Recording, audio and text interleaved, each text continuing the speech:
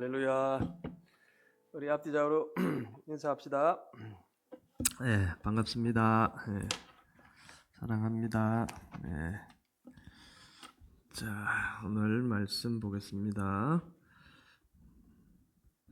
전도서 7장 1절 한 절 말씀 보겠습니다. 954페이지 구약성경. 자, 같이 읽겠습니다. 시작. 좋은 이름이 좋은 기름보다 낫고 죽는 날이 출생하는 날보다 나으며. 예, 그 한 줄. 요즘 이제 연말이다 보니까 이 모로브 조지 앞에 길이 그냥 트래픽으로 그냥 뭐 오후만 되면 꼼짝 못할 정도로 차량이 많이 움직여요. 그거 보면서 참 이렇게 즐거워하는 사람도 많고 기뻐하는 사람도 많다라는 생각도 반면에 어떤 누군가는 또 기분이 우울해 있을 수도 있겠다 이런 생각도 한번 해봤어요. 여러분 어떠신지요? 연말이면 좀 그런 기분들이 이렇게 공존하죠. 자, 오늘 우리 그리스도인들은 이런 시간을 어떻게 보내야 될까라는 그런 어떤 생각을 하게 되었습니다. 그래서 그런 부분을 한번 말씀을 통해서 나눠보도록 하겠습니다. 안전지대라는 제목으로 말씀을 전합니다. 영국의 그 밥 먹는 모습이죠. 식사 행동 분석 전문가가 있답니다. 식사 행동을 분석하는 전문가. 줄리엣 보고시안이라는 그런 사람이 있는데요. 그 사람은 밥 먹는 모습을 보면 그 사람의 성격을 알 수 있다. 이렇게 이야기하면서 식사 습관에 따른 7가지 성격 유형을 발표했습니다. 다 볼 수는 없고 몇 가지만 보면 빨리 밥을 먹는 사람. 여러분 어떻습니까? 저도 밥을 빨리 먹는 편인데 그런 사람은 다른 사람들의 문제에 관심이 많은 오지랖 성격이라고 그렇게 이야기하네요. 밥을 빨리 먹는 사람. 반면에 밥을 천천히 먹는 사람은 세상을 자기 중심적으로 사는 그런 성격이랍니다. 세워라 내워라 그렇게 밥을 먹는 거 아닌가 싶은 생각 들고 또 막 비벼서 먹는 걸 좋아하는 사람은 인간관계에 목숨을 거는 그런 성격이라고 합니다.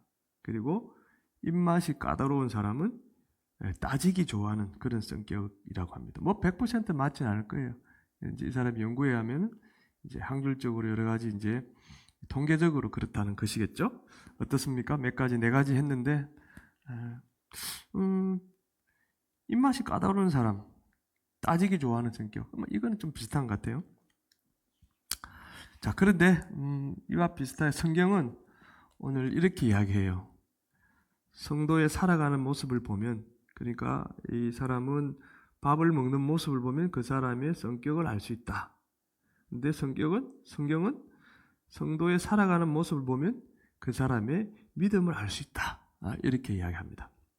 그래서 오늘 질문은 어떤 모습으로 살아가는 성도가 천국에 들어가는 믿음을 가진 것일까? 저 사람 보면은 진짜 믿음이 좋아. 저 사람은 천국에 갈 수 있을 것 같아. 뭐 이런 생각들 하지 않습니까? 어떤 모습으로 살아가야 될까? 볼까요? 오늘 본문 전반부입니다. 자, 한번 읽어볼까요? 시작. 좋은 이름이 좋은 기름보다 낫고. 이게 무슨 뜻일까? 좋은 기름, 좋은 이름보다 낫다. 이스라엘 사람들은 당시에 최선을 다해서 하나님과 이웃을 사랑하며 사는 그 사람의 이름을 이렇게 명예롭다고 칭찬했습니다.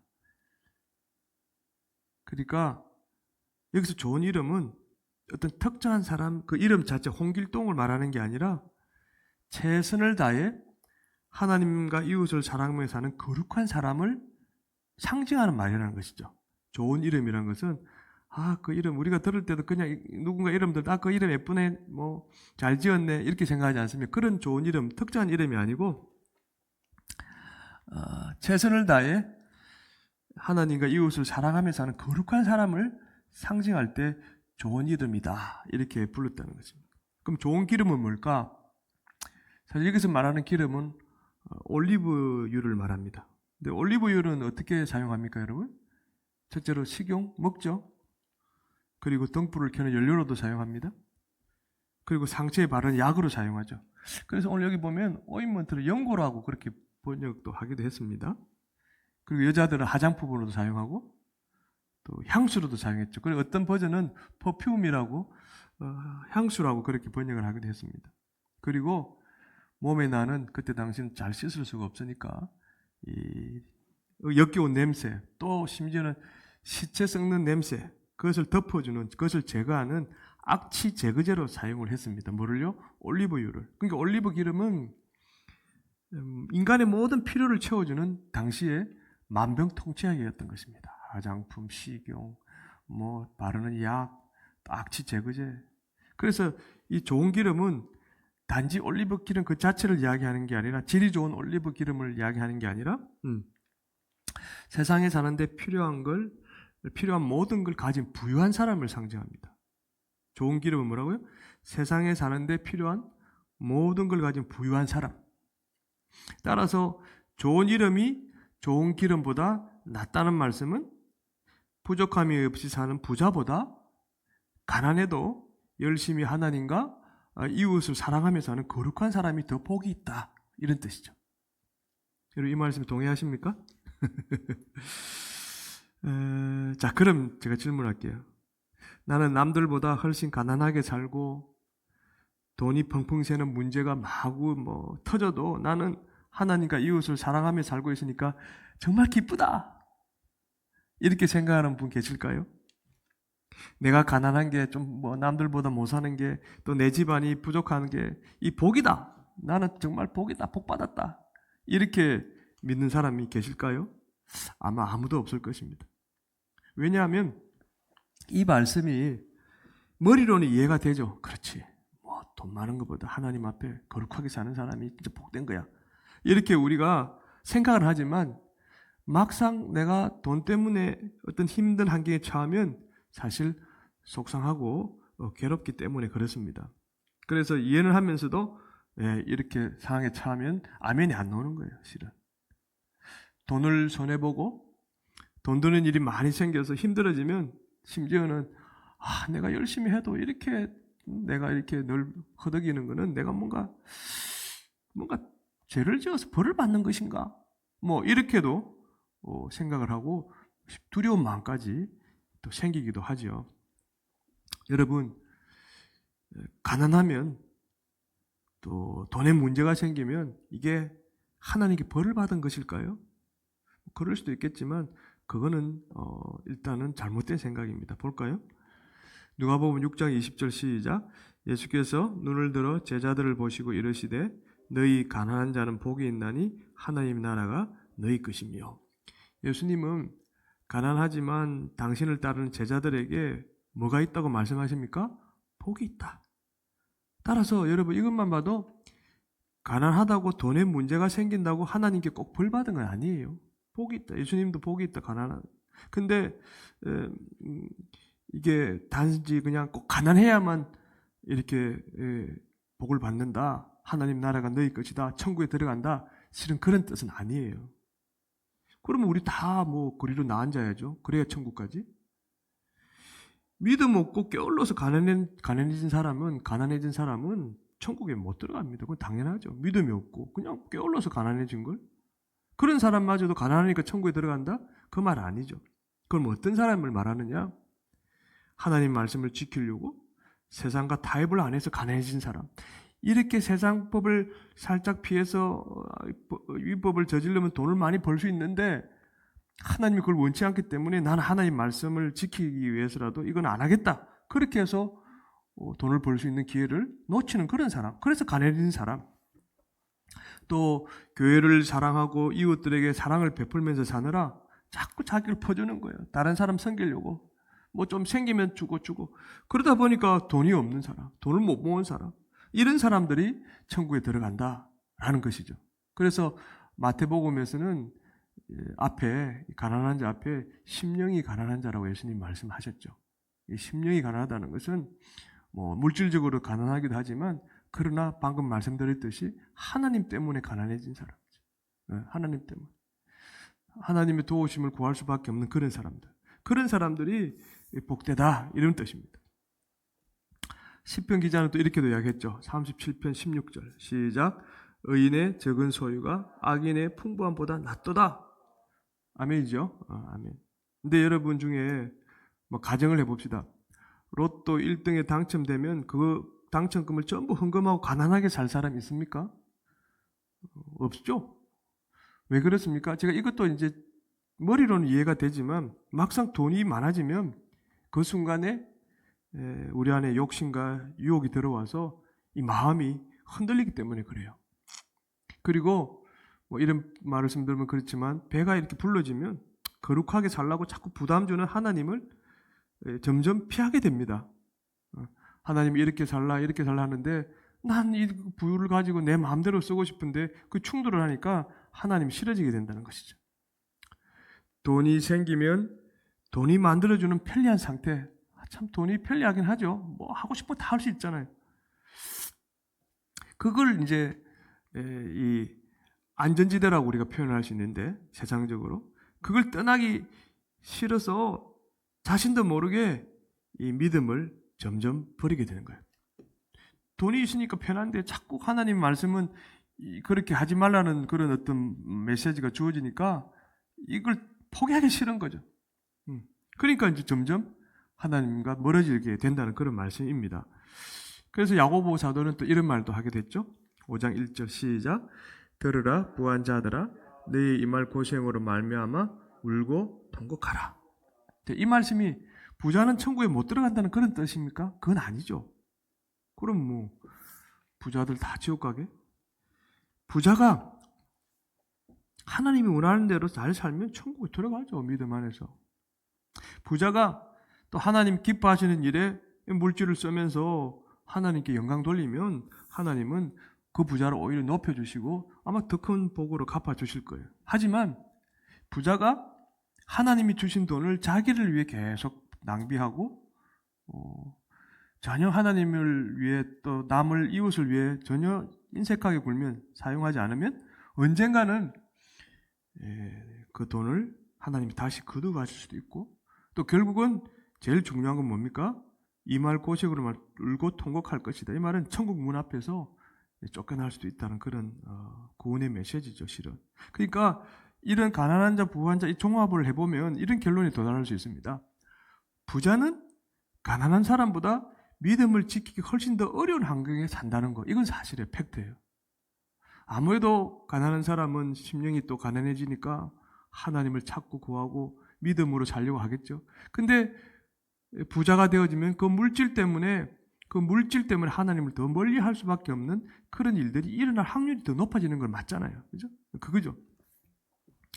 부자는 사실 하나님이 주신 물질을 하나님의 뜻대로 잘 써야 하는 더 큰 책임과 의무를 받은 거라고 생각하면 됩니다.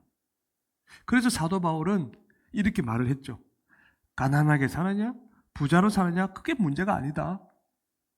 하나님이 부자로 살게 해주시면 부자가 해야 될 책임과 의무를 다하고 또 가난하게 살게 하시면 그때도 겸손히 하나님이 기뻐하시는 일을 찾아서 하면 된다. 어디에 그런 말씀이 있습니까? 빌립보서 4장 12절 시작. 나는 비천에 처할 줄도 알고 풍부에 처할 줄도 알아. 모든 일 곧 배부름과 배고픔과 풍부와 궁핍에도 처할 줄 아는 일체의 비결을 배웠노라. 이렇게 고백했던 게 있지 않습니까? 혹시 저와 여러분이 정말 돈 많은 사람이 정말 부러워하고 있다면 뭐 그럴 수도 있지만 또 그것이 너무 또 막 그냥 내한테 그냥 민감하게 다가오고 그런 어떤 상태라면 한번 잘 생각해 보세요. 특히 요즘처럼 이런 분위기에 돈 좀 더 있었으면 좋겠는데 돈 없는 자신의 처지가 짜증나고 심지어 불행하다는 그런 생각이 이렇게 조금씩 올라오고 있다. 한번 생각해 볼 필요가 있죠. 그리고 뭔가를 한번 사고 싶고 선물도 해주고 싶은데 주머니 안에 돈이 없어서 가진 돈이 없어서 기가 죽고 어떻게 해야 돈을 더 벌지 그러지 그런 관심만 가지고 살아가고 있다. 이거 한번 생각해 볼 필요 있지 않겠습니까? 혹시 또 심지어 돈을 더 많이 벌고 싶어서 하나님이 싫어하는 또 불법을 행하고 있지는 않는가?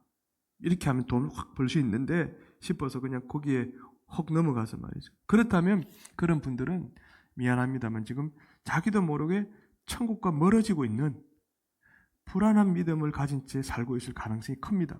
지금 이거는 우리 성도들에게 주는 말씀이거든요. 뭐 세상 사람도 빼고요. 우리에게. 왜 그렇습니까? 그런 사람들의 모습은 하나님이 보시기에 하나님보다 돈을 더 사랑하고 있음을 보여주고 있기 때문이 아닐까라는 것입니다. 그래서 디모데전서 6장 10절에 또 이런 말씀도 있죠. 시작. 돈을 사랑함이 일만하게 뿌리가 되나니 이것을 탐내는 자들은 미혹을 받아 믿음에서 떠나 많은 근심으로 자기를 찔렀도다. 여러분, 돈이 악의 뿌리가라고 말씀하지 않습니다. 돈이 일만하게 뿌리가 아니고 돈을 뭐죠? 사랑하는 거죠. 그러니까 앞에 제가 예를 들었던 그게 다 어떻게 보면은 돈을 더 하나님보다 사랑한다는 하나의 어떤 정상이라고 볼 수 있죠. 그 이제 정도에 따라 다르긴 하지만, 여러분, 천석구는 천가지, 만석구는 만가지 걱정이 있다는 속담 아시죠? 그러니까 돈을 가진 사람은 더 가지고 싶어서 어떻게 하면 돈을 더 모을까? 또 만원을 가진 사람은 이걸 어떻게 보관을 하지? 어떻게 이걸 유지하지? 그 걱정. 그러니까 하나님보다 돈을 더 사랑하면 오늘 이 말씀처럼 돈이 내 믿음을 점점 떠나게 해서 하나님의 진노를 부를 수 있다는 거. 이거 한번 생각해 보셨습니까? 돈 때문에 자꾸 근심하는 일이 많아집니다. 돈이 자기 영혼을 자꾸 찔러서 나중에 정말 피눈물 흘리게 만들 수도 있고요. 근데 여러분 생각해 보세요. 아무리 돈을 많이 벌어도 카운트에 돈을 쌓아놔도 막상 죽으면 단돈 1센트도 못 들고 가거든요. 사실 돈이라는 게. 평생 부족함이 없이 살 만큼 큰 돈을 모아놨어도 하나님이 또 한 방에 또 다 그냥 뺏어버릴 수 있잖아요. 쉽게 말하면 지진, 산불 나가지고 집이 홀랑 탄 거, 쓰나미 와가지고 집이 날아가 버리는 이런 사고, 우리 사건들 많이 보지 않습니까? 하나님이 재난을 통해서 내버려 두면 한순간에 날아가는 거지. 사실 재물이거든요. 그리고 아무리 많은 돈을 자녀들에게 남겨줘도 하나님이 그 자녀들을 건강한 정신과 믿음으로 자랄 수 있도록 안 돌봐주시면 오히려 그 돈은 그 자녀들에게 미안합니다. 저주로 변할 수도 있다는 거. 우리는 너무나 잘 알지 않습니까? 돈이 우리를 행복하게 만드는 안전지대는 결코 아닙니다. 그건 뭐냐?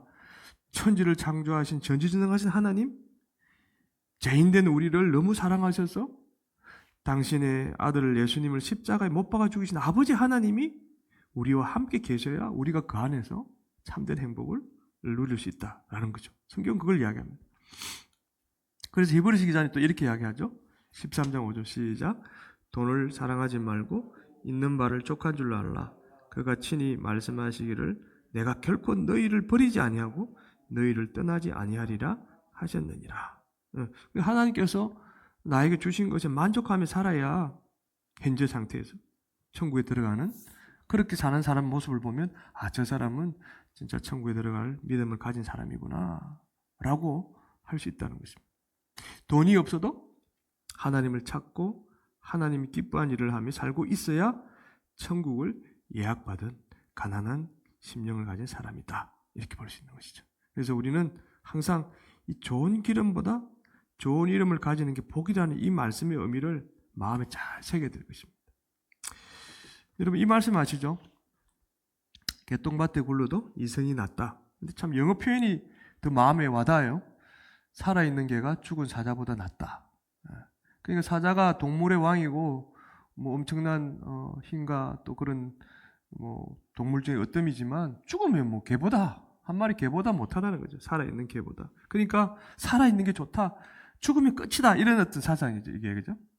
만약 저와 여러분이 이 말씀에 고개를 끄덕거리고 공감한다면, 미안하지만 그런 분들도 사실은 지금 성도라고 하지만 천국과 멀어지는 불안한 믿음을 갖고 있을 가능성이 있습니다. 왜냐고요? 충경은 오늘 또 이렇게 이야기하지 않습니까? 1절 후반절에 시작. 죽는 날이 출생하는 날보다 나으며. 출생하는 날보다 어떤 날이 낫다고요? 죽는 날이 낫대요. 성경은 항상 역설적이에요. 패러독시컬하죠. 역설적이다. 우리가 생각하는 거하고는 정반대예요. 살아있는 게 좋지. 죽으면 뭐해? 아무리 사자들 죽은 사자하고 뭐 의미가 있냐? 가죽밖에 없는 걸 살아있는 게 낫지. 그게 우리의 일반적인 생각 아닙니까? 여러분은 아기가 태어나면 축하합니까? 누가 죽으면 축하합니까? 당연히 아기가 태어나면 축하하죠. 만약에 장례식장 가서 누가 죽어서 장례식 가서 아이고 유족들한테 축하합니다 그러면 유족들이 좋아할까요? 아마 진탕 욕먹고 쫓겨날 것입니다. 근데 성경은 왜 태어나는 사람보다 죽는 사람이 더 복이 있다고 이렇게 말씀하실까? 자, 그것을 성경적으로 몇 가지만 살펴봅시다. 시작. 사람은 고생을 위하여 났으니 불꽃이 위로 날아가는 것 같으니라. 같으니라. 사람은 뭘 위해 태어났다고 성경이 이야기합니까? 고생이다. 고생을 위해 태어났다. 이 말씀에 동의하십니까? 맞죠. 우리가 아담과 하와가 죄를 지었을 때 그리고 에덴 동산에 쫓겨날 때 하나님이 뭐라고 말씀하셨습니까? 땅이 너희 때문에 저주를 받아서 너희들은 평생 수고하고 먹고 살아야 된다. 그렇게 선포하셨잖아요. 그 뒤로 인간은 이 사는 게 고생인 것이죠. 그냥 죄를 안 지었으면 맛있는 거 얼마든지 따먹고 거기서 영원히 편안하게 살 수 있었을 텐데 죄 지어서 그곳에서 쫓겨나니까 이제 자기들이 그걸 구해서 먹어야 되는 고생을 하게 된 거죠. 또 여자는 어떻게 됩니까? 출산의 고통을 겪어야 될 것이다. 하나님 그렇게 말씀하셨죠. 그래서 인간은 그 뒤로 죽는 날까지 먹고 살기 위해 쉬지 않고 고생과 수고를 해야 됩니다. 내가 아무리 오늘 출근하기 싫어도 먹고 살기 위해서 출근해야 됩니다. 그게 인생이에요. 근데 또 죽으라 이래서 뭔가 이제는 아이고 됐다 이만하면 이제 편하게 살겠지 그렇게 생각이 들 때쯤 되면 또 뜻하지 않은 사고가 터지든지 병이 걸리든지 아니면 그게 아니면 이미 내 나이가 늙어요. 젊은 시절 다 그렇게 보내고 나니까 뭐 돈이 있어도 이제 그것을 쓸 수 있는 그런 힘도 없어. 이게 인생이라는 거예요. 그러다 오늘 표현처럼 불꽃이 위로 날아가 막 사라지는 거예요. 여러분 보셨죠? 장작 튀우면은 불꽃이 다다다다 올라가다가 휙 사라지지 않습니까? 그러니까 흔적도 없이 세상에 사라지는 게 사실 인간이에요. 여러분 주변에 많은 사람들이 벌써 떠났잖아요. 그리고 우리도 곧 그 대열에 합류하게 될 거예요. 이뿐만 아니라 디모데후서 3장 12절은 또 이런 말씀도 있지 않습니까? 시작. 무릇 그리스도 예수 안에서 경건하게 살고자 하는 핍박을 받으리라. 예수 믿고 경건하게 살려고 하면 세상에서 복을 받아야 된다는 말이 아니라 뭐죠? 핍박을 받는답니다. 이게 뭐예요? 사탄이 예수 믿는 사람을 지옥으로 끌고 가려고 베드로의 표현을 빌리자면 우는 사자처럼 막 돌아다니고 있다 그랬지 않습니까? 그리고 틈만 보이면 우리를 덮치는 거예요. 덤벼듭니다. 그렇기 때문에 이 사탄이 판치는 세상에서 우리가 믿음을 지키며 사는 이 성도는 때로는 눈물이 쏟아지는 그런 어려움과 또 억울한 일을 많이 겪을 수밖에 없다 이 말이에요. 여러분 예수 믿기 때문에 복 받는다 그 말 맞죠. 우리는 구원을 받았으니까 엄청 큰 복을 받았습니다. 그런데 세상적인 기준으로 예수 믿었으니까 이제 모든 게 잘 될 것이야? 그거 꼭 그렇지 않아요. 더 어려움이 있을 수 있습니다. 더 믿음으로 살려고 하면 더 큰 핍박이 일어날 수 있어요. 사탄은 그걸 노리고 있거든요. 또 히브리서 기자는 이런 말씀을 하죠. 결정적으로 시작. 한 번 죽는 것은 사람에게 정해진 것이요 그 후에는 심판이 있으리니. 인간은 세상에서 영원히 살 수 없습니다. 우리는 다 마치 영원히 살 수 있는 것처럼 착각하며 살아요. 쉽게 말하면 죽음에 대해서 생각을 안 하고 산다는 거예요. 인간은 언젠가는 모두 다 죽습니다. 돈, 명예, 사랑하는 가족을 세상에 남겨두고 천국과 지옥으로 갈리는 심판대 앞에 가야 돼요, 우리는. 그래서 세상에서 내가 어떻게 살았는지 그가 쫙 녹화되어진 각자의 인생 다큐멘터리가 나오는 하늘 스크린 앞에 씁니다. 심판대 앞에 서면 하나님이 행위록으로 쫙 보여주시겠죠. 그래서 세상에 살 때 했던 내 말 한마디, 행동 하나하나까지 다 하나님께서 심판을 내리신다는 것입니다. 따라서 이렇게 결론을 내릴 수 있습니다. 세상에 태어나는 날은요, 사실 쭉 보지 않습니까? 고생과 수고가 시작되는 날이에요, 이제부터. 딱 태어나는 그 순간. 그리고 사탄의 유혹과 시험에 맞서서 치열하게 전쟁을 시작하는 날, 태어나는 날은 이제부터 이제 사탄과 전쟁을 치르는 날이 시작되는 거예요. 그리고 심판대 앞에서 방송될 각자의 인생 다큐멘터리가 녹화되기 시작하는 날이에요. 내가 태어나는 그 순간부터 이제 내 모든 삶이 다 기록에 남게 되는 날, 시작하는 날. 그런데 예수 믿다가 죽는 날은 어떤 날입니까? 예, 평생을 괴롭히던 문제에서 해방되고 모든 수고가 끝나는 날이죠. 예수님이 우리를 구원하려고 십자가에 흘린 피 때문에 평생 괴롭힘 당하던 사탄을 깨부수고 승리하는 날입니다. 실수와 죄로 가득 찬 각자의 그 인생 다큐멘터리가 자기가 나중에 보면 수치스러울 수 있잖아요. 내가 저렇게 살았었어? 근데 예수님이 흘린 피 때문에 성령의 불에 다 타버려서 불꽃처럼 사라지는 감격스러운 날이 예수 믿고 죽는 날입니다. 그래서 이런 말씀이 있죠. 사도 요한이 계시록 14장 13절 시작. 지금 이후로 주 안에서 죽는 자들은 복이 있더라 하시매 성령이 이르시되 그러하다. 그들이 수고를 거치고 시리니 이는 그들의 행한 일이 따름이라 하시더라. 이렇게 합니다. 그래서 이거 있잖아요. 지금 이후로 주 안에 죽는 자들이 복이 있다. 지금 이후로 주 안에 태어난 자들이 복이 있다고 이야기하지 않습니다. 뿐만 아니라 예수 믿다가 죽는 날은요. 세상에 살 때 행했던 아주 작은 선행까지도 하나님께서 기억하시고 그것에 대해서 보상을 받는 날입니다. 구원받을 자격도 없는 우리가 하나님께 잘했다. 착하고 충성된 종아. 이렇게 칭찬받고 또 영광을 얻는 그런 복된 날이 우리가 죽는 날이라는 것입니다. 예수 믿다가 죽는 날입니다. 그래서 고린도전서 3장 8절에 또 이렇게 이야기하지 않겠습니까? 시작. 각각 자기가 일한 대로 자기의 상을 받으리라. 예수 안 믿고 죽는 사람에게는 그 죽는 날이 그들이 들으면 기분이 나쁠 수도 있죠. 지옥으로 떨어지는 사형 집행날이 됩니다. 하지만 예수 믿고 죽는 사람에게는 그 죽는 날이 천국에 들어가는 잔칫날이 되는 것이죠. 잔칫날. 그런데 사람들은 왜 죽는 날을 안 좋아할까? 저렇게 죽는 날이 좋다고 그러는데 왜 저와 여러분 막상 죽음의 문턱에 딱 도달하면 죽기 싫다고 그렇게 생각할까요?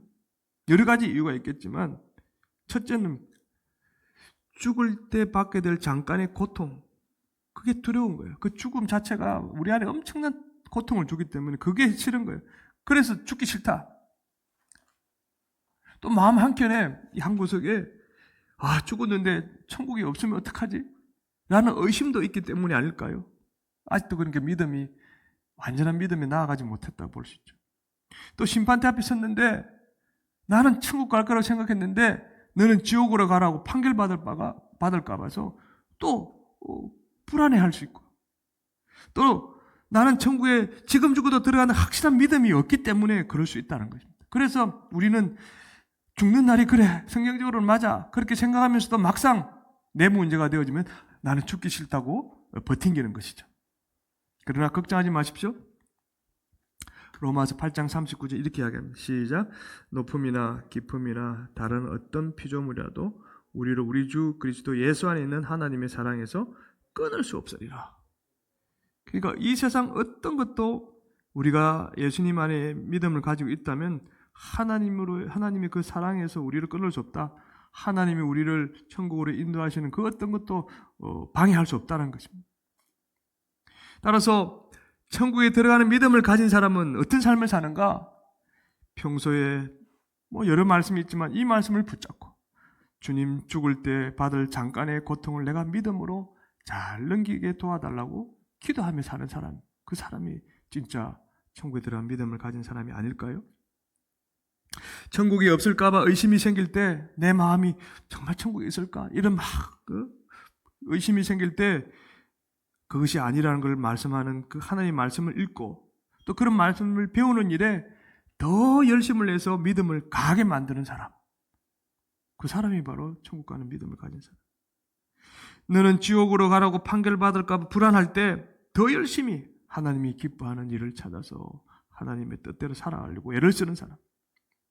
나는 천국에 간다는 확실한 믿음이 이 안에 안 생길 때 예수님이 나를 구원하시려고 십자가에서 흘리신 그 피의 능력이 죽는 날까지, 내가 천국 가는 그 날까지 항상 나와 함께 한다고 믿고 그 주님을 찬양하는 거죠. 믿음을 끝까지 붙잡아야 하나님의 능력으로 보호를 받으며 살다가 천국에 가기 때문에 그렇습니다. 베드로가 이렇게 이야기했죠. 1장 5절 시작. 너희는 말세에 나타내길 예배하신 구원을 얻기 위하여 믿음으로 말미암아 하나님의 능력으로 보호하심을 받았느니라. 여러분, 저와 여러분은 현재 여기가 조사오니 살고 있는 이 익숙한 세상, 이것이 안전지대라고 생각하고 있다면 그런 생각을 버려야 됩니다. 현재 이 세상이 나를 지켜준다. No. 천국이 없으면 어떡하지 하는 의심이 들어서 아유 그래 뭐가 천국이 그냥 대충 뭐 이렇게 신앙생활 하면 되지 라고 생각하고 있습니까? 믿음 좋은 젊은 사람이 갑자기 죽는 소식을 들으면 하나님이 정말 살아계신가 의심이 생기십니까? 그런 경우 있잖아요. 벌써 저 동기 목사님도 뭐 사다리를 타고 교회 일을 하다가 떨어져서 죽었단 말이에요. 그런 거 보면은 아니 하나님이 왜 저런 사람을 죽도록 내버려 두시지? 정말 하나님이 계신다면 살려줘야 되는 거 아닌가? 뭐 이런 생각 해본 적 있지 않습니까? 그때 막 의심이 생기죠. 또 어떤 사람의 가족이 사고나 병으로 죽으면 그 가족들 중 한 사람이 뭐 큰 죄를 지어서 저렇게 벌을 받는 거구나 라는 어떤 생각도 들 때가 있죠. 또 병이 들어서 아프고 병 때문에 가족들을 고통스럽게 만들어도 끝까지 나는 살아야 돼. 발부둥 칠 것 같은 그런 마음이 혹시 드셔본 적 있습니까? 그래도 나는 살아야 돼. 그렇다면 그런 분의 믿음은 천국과 멀어지는 불안한 상태에 있을 가능성이 있다라고 볼 수 있죠.